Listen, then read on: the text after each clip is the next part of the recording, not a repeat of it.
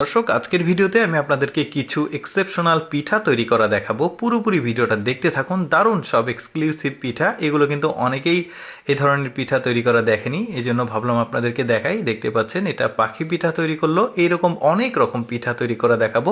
এটা যেমন মাছ পিঠা কিভাবে তৈরি করছে একটু ভালোভাবে লক্ষ্য করলে, ভিডিওটা আস্তে আস্তে দেখলে বা থামিয়ে থামিয়ে দেখলে কিন্তু আপনারা এই পিঠাগুলো বাড়িতে তৈরি করতে পারবেন। বেশ চমৎকার মাছ পিঠা তৈরি করছে, কয়েক রকম স্পুন ব্যবহার করেছে, চিরুনি ব্যবহার করেছে, বেশ চমৎকার মাঝখানে বাদাম দিয়েছে চোখ তৈরি করার জন্য। এই পিঠাটা সম্ভবত ভোমরা পিঠা, বেশ চমৎকার। এখন আপনারা ভাবতে পারেন এই যে লাল অংশটা কিভাবে করবেন। তো ড্রাগন ফল আছে, পাকা ড্রাগন ফল, ওই পাকা ড্রাগন ফল দিয়ে যদি আটা মিক্সিং করে নেন এই আটাটা, তাহলে কিন্তু এরকম লাল আসবে। যদিও অবিকল এরকম লাল কালার আসবে না, বাট ওই কালারটাও বেশ চমৎকার। অনেকে কিন্তু ড্রাগন ফল, পাকা ড্রাগন ফল দিয়েও আর কি এরকম আটা বানায়। বেশ চমৎকার ভোমরা পিঠা দেখলাম। তারপরে আমরা এটা কি দেখব দেখি। গোল গোল করেছে, তারপরে মাঝখান দিয়ে চারটা পিস করেছে, তারপরে এখানে একটা চাকু ব্যবহার করেছে বেশ চমৎকারভাবে। এই যে দেখতে পাচ্ছেন মাঝখানে আবার খেজুর দিয়েছে, তারপরে একসঙ্গে টেনে দিল। এটা ফুল পিঠা সম্ভবত। এই যে চিরুনি ব্যবহার করেছে, বেশ চমৎকার।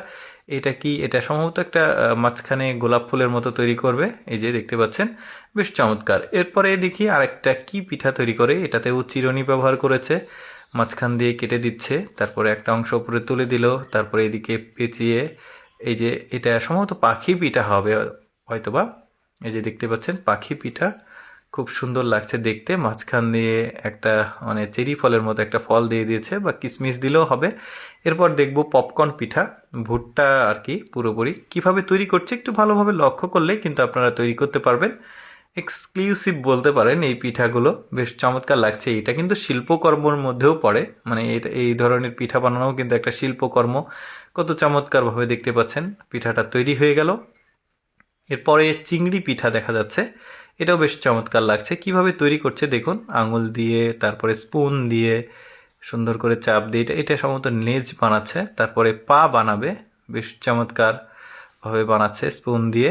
এই যে দেখতে পাচ্ছেন, মানে অ্যাকচুয়ালি দেখতে কিন্তু একদম চিংড়ি মাছের মতোই মনে হচ্ছে যে সামনের পাটা বানাচ্ছে বেশ চমৎকারভাবে। তারপরে মাথার কাছে একটা সুন্দর ফুলের মতো থাকে, সেটা বানাচ্ছে। তারপরে মাঝখানে বাদাম বা কোনো একটা ফল দিয়ে দিলে চোখটা তৈরি হয়ে যাবে। বেশ চমৎকার এই চিংড়ি পিঠাটা তৈরি করা দেখলাম। এরপরে কি পিঠা তৈরি করে দেখি। ওই যে ওই একই প্রসেসে, মানে এই যে পাকা ড্রাগন ফল দিয়ে কিন্তু আটাটা মিক্সিং করে নিতে পারবেন এরকম কালার আসার জন্য। বেশ চমৎকার। এটা সম্ভবত গোলাপ ফুল পিঠা, এভাবে পেঁচিয়ে পেঁচিয়ে চুলের বেনির মতো। আমি চেষ্টা করি আমার এই লেটস গো ফেসবুক পেজের মাধ্যমে আপনাদেরকে এক্সেপশনাল কোনো কিছু দেখানোর, যেগুলো সচরাচর কম দেখা যায়। এইরকম এক্সেপশনাল ভিডিও প্রতিদিন দেখতে আমাদের লেটস গো ফেসবুক পেজটি ফলো রাখতে পারেন। এই ভিডিওটি কেমন লাগলো কমেন্ট করে জানাবেন। ধন্যবাদ।